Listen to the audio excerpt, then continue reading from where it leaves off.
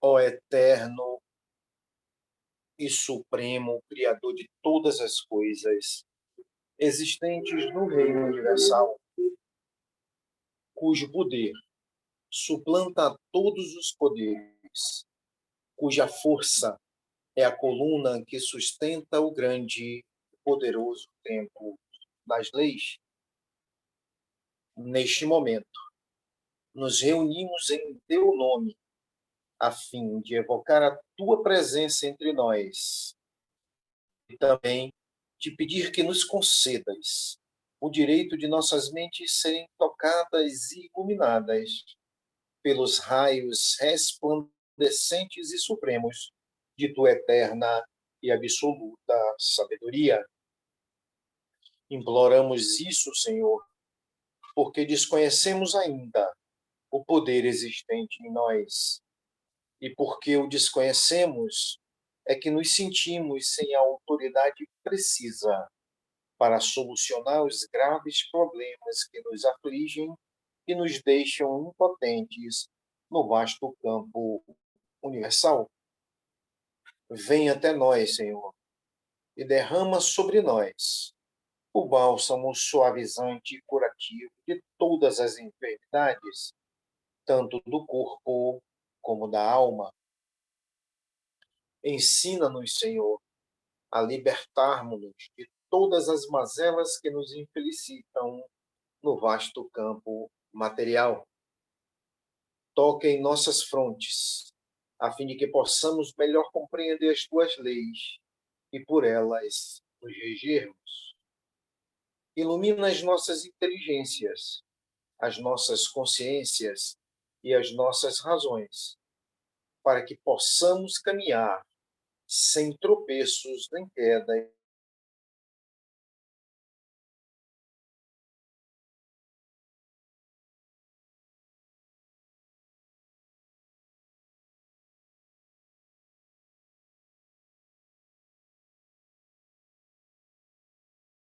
e absoluta.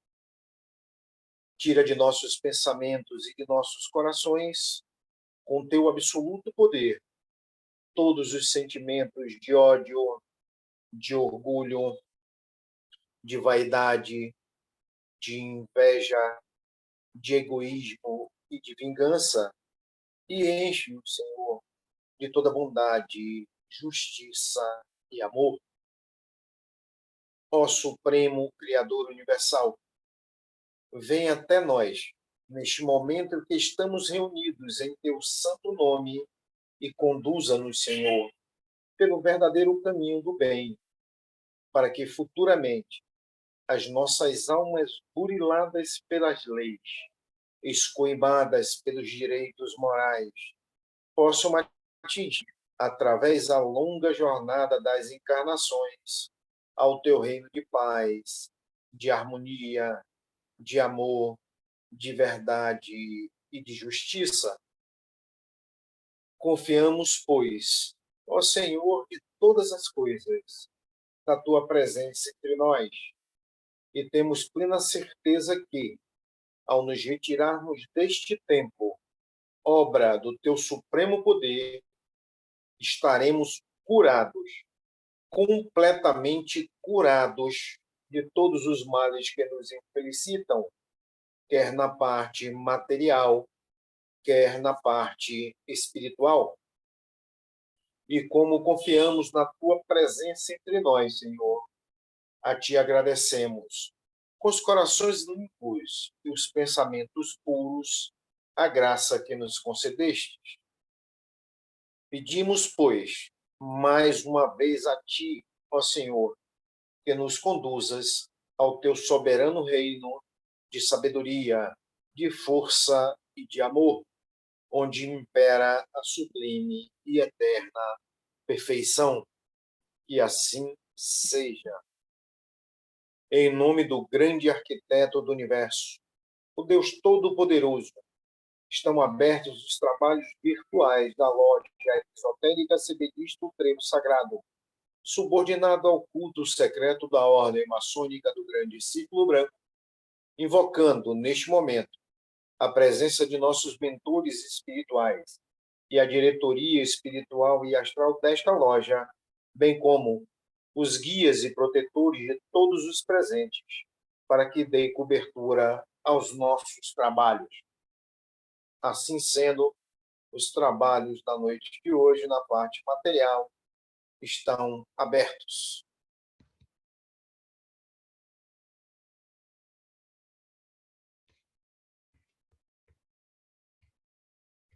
Abriu aí?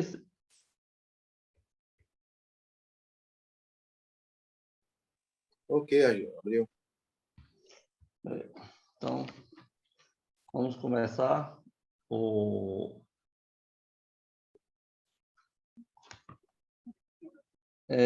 hoje vamos dar continuidade ao nosso trabalho sobre a homeopatia.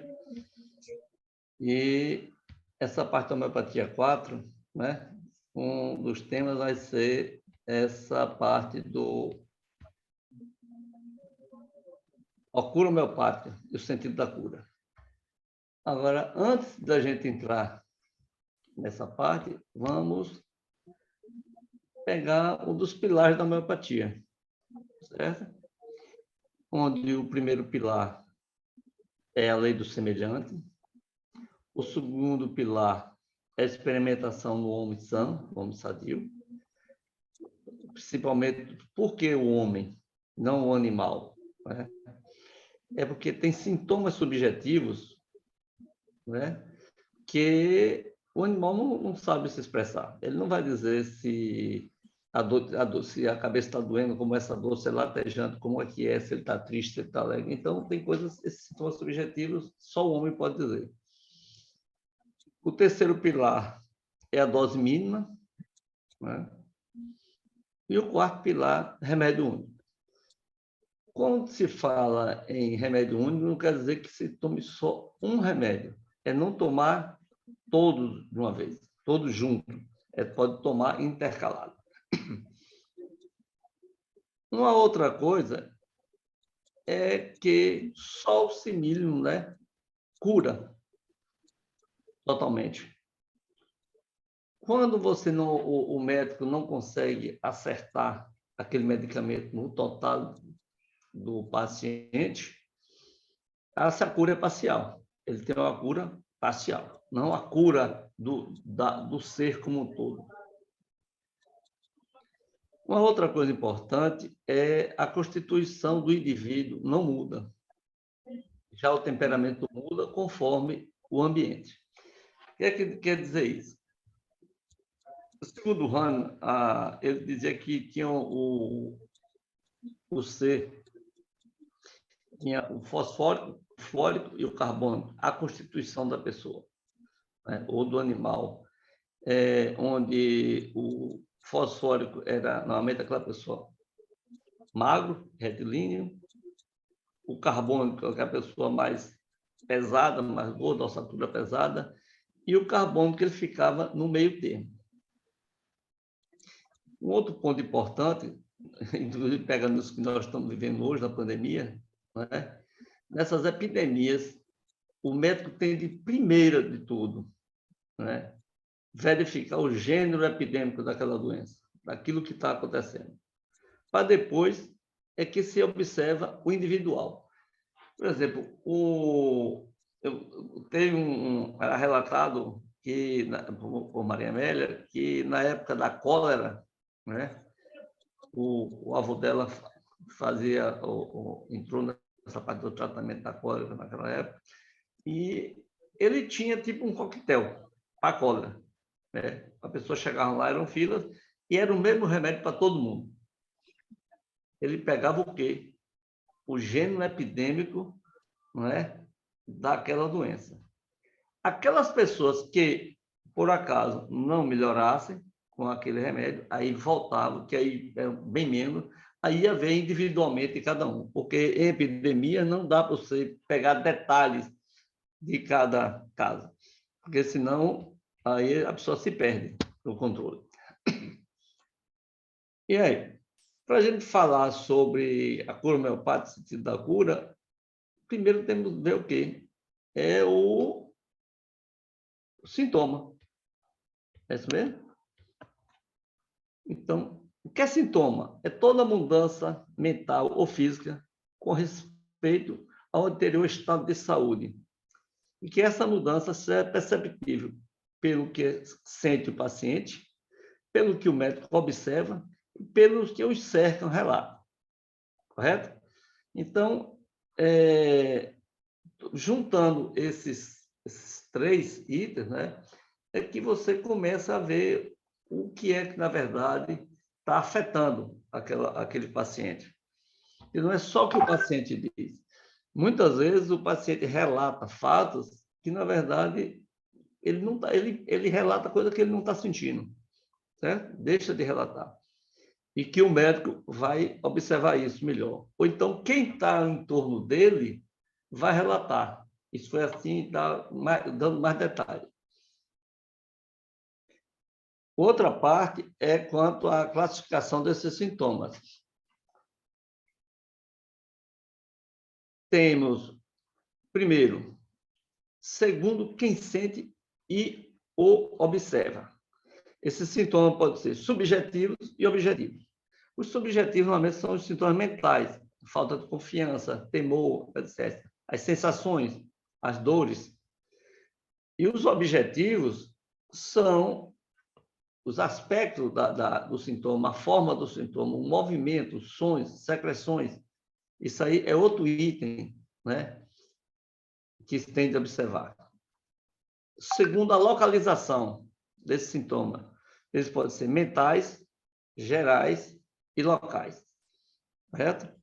Então, dependendo a forma, localização dos sintomas, também é outro dado importante para o médico. O terceiro é segundo a frequência. E a segunda frequência pode ser, nós temos de quanto em quanto tempo acontece aquele sintoma. Por exemplo, tem, acho que é o paludismo, que normalmente é à tarde, né, que ele apresenta aquela febre intermitente. Então, ele tem aquela frequência toda tarde daí. A gente observa do que foi visto na apresentação passada, que tinha medicamento que ele agravava 11 horas da manhã, 11 horas da noite. Então, isso aí são a frequência dessas agravações, desse sintoma. Temos os sintomas patognomônicos. O que são isso? São aqueles sintomas que, como ele se apresenta, já mostra que tipo de doença pode ser aquela. Né? Por exemplo, como os exantemas que tem no sarampo, ou as cavernas que apresentam no pulmão nos tuberculosos.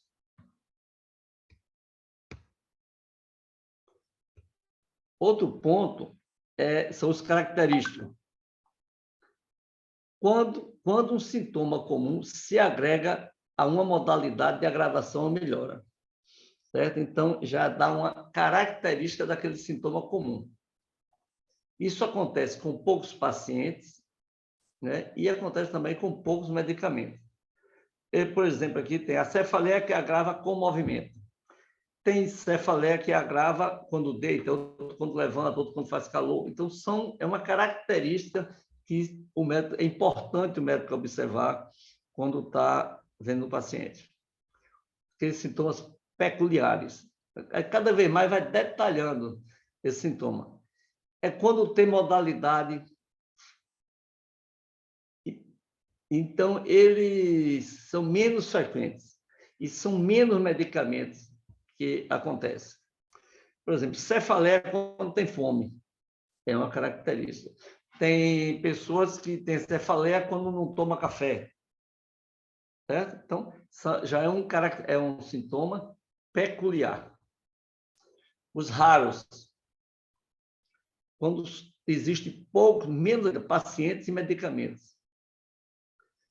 Por exemplo, desejo de comer pão duro. Né? Que é um sintoma raro, mas tem casos que acontece isso. Quantas modalidades de agravação ou melhora? Que pode ser conforme o tempo, não é? Que é o horário, né? Pelo período da manhã, pela tarde, 11 horas, 10 horas, o que seja, essas modalidades de agravação ou melhora. O ritmo, ver se a gravação melhora. Pode ser a cada 7 dias, todo dia, tá horário, 15 dias. A parte meteorológica, que a grava melhora com o calor, com a chuva, com o sol, com o frio, na praia, né? Então, com vento quente. Então, tudo isso pode dar um determinado medicamento que vai dizer isso. Posição, deitado, sentado, em pé.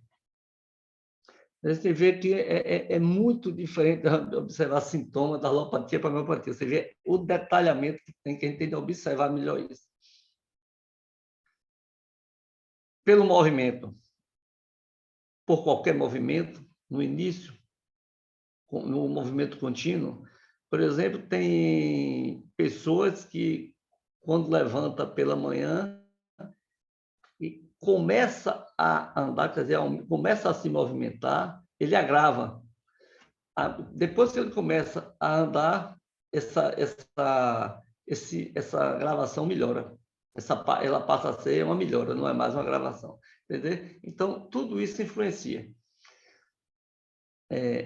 Quanto à comida ou às defecações, agrava ou melhora antes, durante ou depois? Menstruação, antes, durante, depois? O tipo dela. Quanto ao sono, agrava antes ou depois?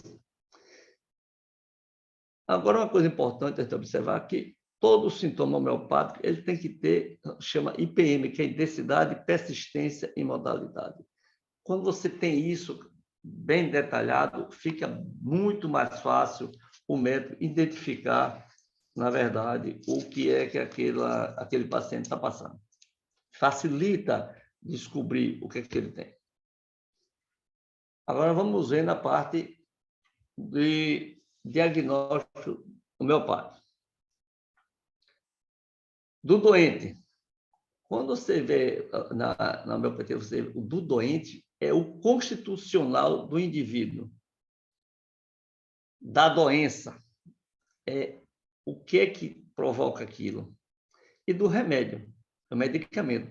Porque muitas vezes o paciente tem uma agravação homeopática e é um remédio que provocou, certo?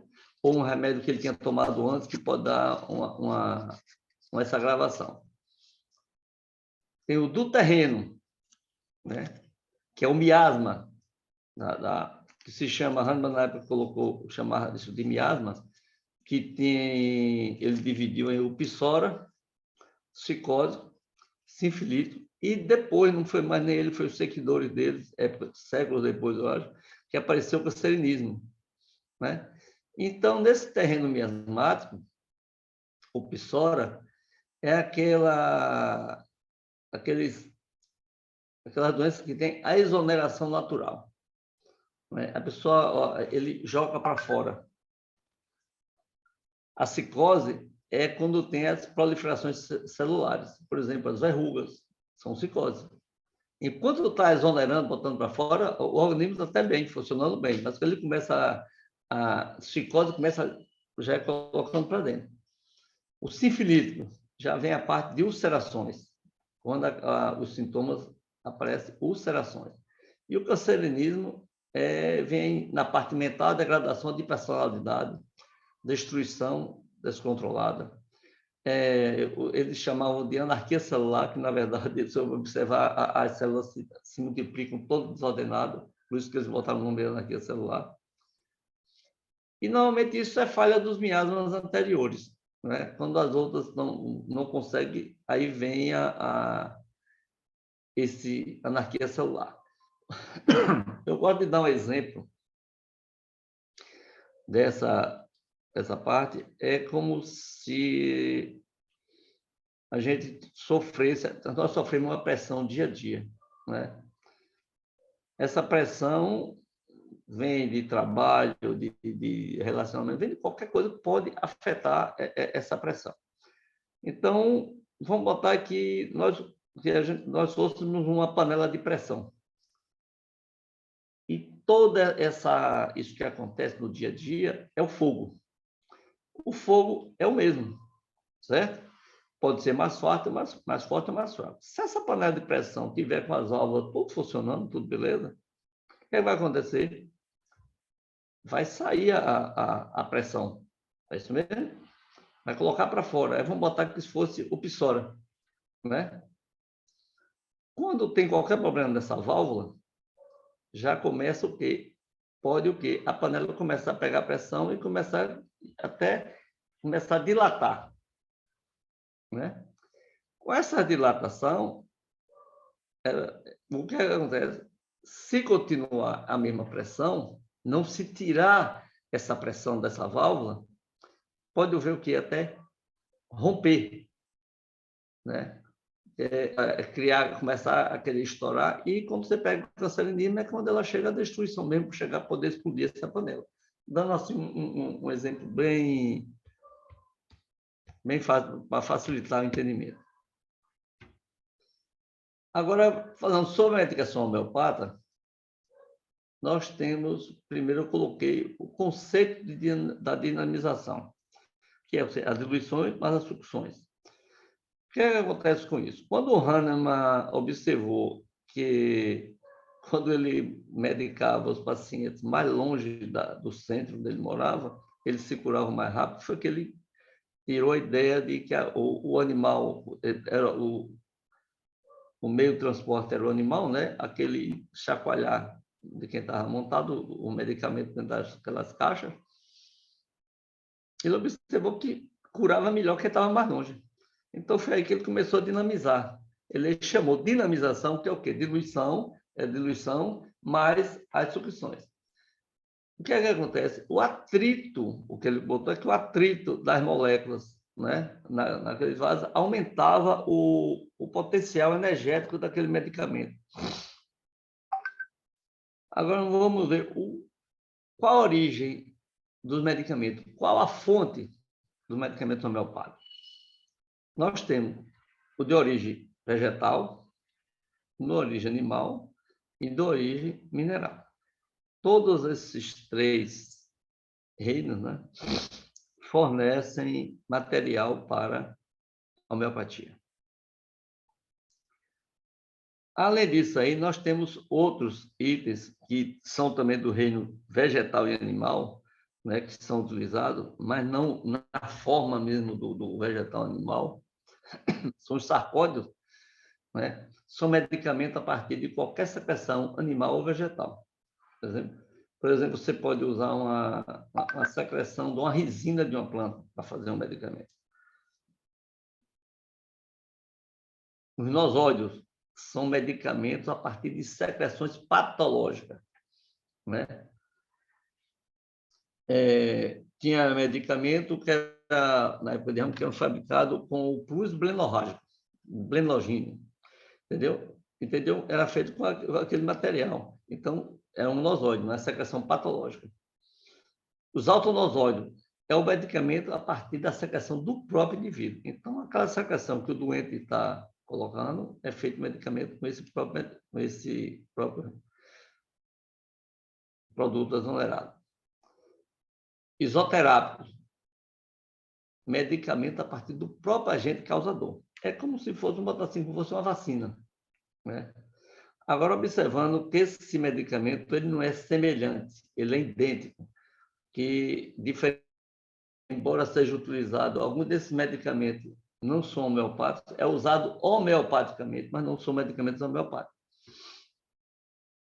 Os organoterápicos, né, são medicamentos a partir de secreções glandulares, e o apoterápico, medicamento a partir de hormônios, produzido pelas nossas glândulas. Agora vamos ver o tipo de medicamento. Que nós temos os antídotos, complementares e drenadores.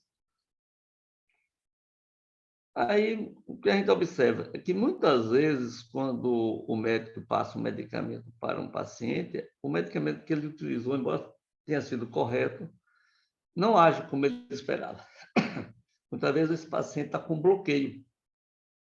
Tem alguma coisa que, por exemplo, quem utiliza muito anti-inflamatório, ele bloqueia muito. A pessoa tem de primeiro limpar, drenar aquilo para depois unir com a medicação correta. Então, vamos ver, os antídotos. O antídoto, ele freia a ação de determinado medicamento sem bloquear esse medicamento. Que é o contrário, na alopatia, utiliza um antagônico, né, para bloquear o que está provocando aquilo. Na verdade, na homeopatia, ele suaviza a ação naquele momento específico, para depois ele entrar com a medicação. E até na dinamização, você pode fazer isso. Os complementares, que você entra complementando o outro. Aí é que tá, mas o Hahnemann não falava que é medicamento único, certo, mas eu falei antes o quê? Não é para usar composto, não é? Embora muitos homeopatas utilizam o composto e agem, entendeu? Mas, segundo o Hahnemann, não se devia fazer isso. É um medicamento que você utiliza alternadamente com outros. Drenadores, como eu falei antes, é aquele que tem uma ação exonerativa. Por exemplo, o berberis vulgaris, ele é usado na drenagem renal, utilizado nos cálculos renais, né? Normalmente no cálculo renal você usa o quê? O berberis, né? O licopódio, também que pega tanto o renal como o hepático, o biliar, né? E o calcário carbônico, porque normalmente todo o cálculo ele é rico em cálcio, então a gente utiliza o calcário carbônico também. Ou o xiledônio, não é, na drenagem biliar também. Agora, as formas de apresentação dessas dinamizações. Normalmente se trabalha mais com decimal ou centesimal. Tem milesimal, mas poucos homeopatas trabalham com a milesimal.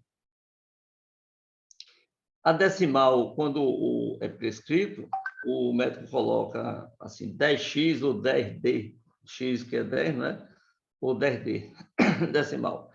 E quando você está centesimal, 10C ou 10CH. CH é centesimal hahnemanniano, que Hahnemann trabalhava com centesimal. Agora, ela pode ser o quê? Esse medicamento, a apresentação dela pode ser também em gotas, em glóbulos, em cápsulas, não é? Botando aqui na forma de dinamizações. Agora, a cura homeopática, o sentido da cura. Então, nós vemos aqui, a cura homeopática age no mesmo sentido da doença, que é o sintoma. Então, a gente observa essa primeira seta preta em cima, ela é fina, não é? Aí aparece em cima a nóxia, uma setinha. Então, essa nóxia é o agente, o que vai provocar aquilo, é uma ação, certo? Por exemplo, você sai na rua, toma uma chuva, vamos botar que a chuva seja a nóxia, e você fica gripado. Você pode também tomar essa chuva e não sentir nada. Por quê? Aí vem o quê? Essa ação primária, o seu organismo deu uma reação àquilo que provocou essa ação. Chega a um ponto que é chamado ponto de inversão. Seu organismo está reagindo bem. Repare que aquela seta vermelha embaixo é bem grossa, né? O seu organismo está reagindo muito bem. Sua energia vital está boa, está forte. Então, o que é que acontece? Vem a ação secundária, que é a cura. E retorna ao estado de saúde. Mas se a sua energia não está boa, aí vem a mesma coisa, vem a nossa ação primária, o ponto de inversão, não é? Reação do organismo, mas sua energia não está boa. A sua ação secundária, né, não tem força suficiente para vencer aquela ação da noxa. Ele não está conseguindo botar para fora, exonerar aquilo. Aí é que entra o médico e vai entrar a medicação homeopática, né? Que, na verdade, eu sempre coloco que o remédio homeopático ele não cura, ele, na verdade, ele ativa, ele fortalece essas suas as energias para que bote aquela ação do anóxido para fora, exonere aquilo. E aí entra a medicação homeopata e o paciente volta normalmente para o estado de saúde. Aí, se a gente observar aqui, eu já apresentei isso na passada, o plano dinâmico, a gente observa que em cima tem as fases, onde tem a primeira fase, ele coloca, vamos colocar aquela espiritual, a parte mais central nossa, depois vem a parte psíquica, na preta, na vermelha são os órgãos do sentido emocional, no marrom, o órgão vegetativo, no amarelo, músculos, tendões, ligamentos, né? E na última, pele e mucosa. Aí o que é que acontece? A anóxia, quando pega no centro, nessa energia vital, não é? Ele não, nunca vai pegar para assim, na primeira linha dali, que é a pele mucosa. Toda ação vai para o centro nosso. Não é? Aí o que é que acontece? Quando a gente está bem, isso aqui, aí nós temos 1, 2, 3, 4, 5, 6 setinhas mais fininhas. Repare que tem a seta maior, se sua energia estiver boa, forte, ela joga isso para fora, você nem sente, é como se você tivesse tomado a chuva, saiu, não sentiu nada. Já a segunda seta, ela fica na primeira camada, que é a pele. Então, nós temos que o maior órgão exonerador do corpo humano é a pele, né? Então, ele fica na pele. Na terceira, que é amarela, ele está mais fraco, fica na parte músculos, tendões, ligamentos. Na quarta, já pega os órgãos vegetativos.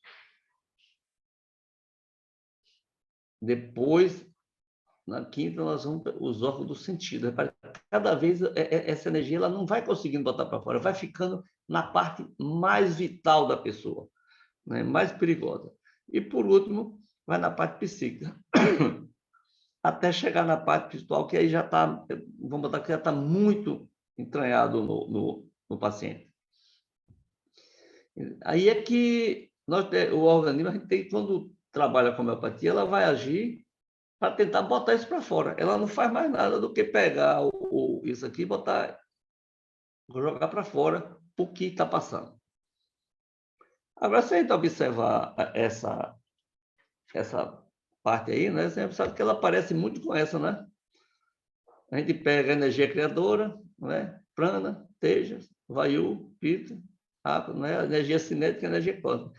Parece que eles são bem parecidos, né? As formas da energia. E é isso aí que eu queria passar para vocês hoje. Muito obrigado, gratidão.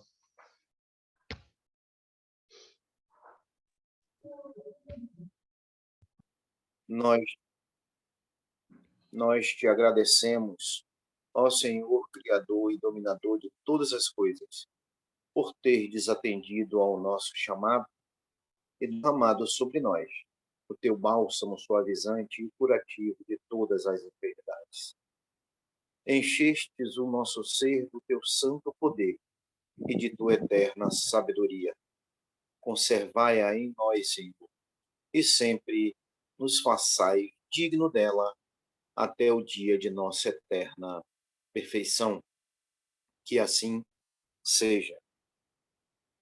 Em nome de Deus, Todo-Poderoso, o grande arquiteto do universo, está encerrada a sessão sessão virtual da loja exotérica Semidista Trevo Sagrado, subordinada ao culto secreto da Ordem Maçônica do Grande Círculo Branco, agradecendo aos nossos mentores espirituais, a diretoria desta loja e aos nossos guias e protetores, assistência que nos concederam.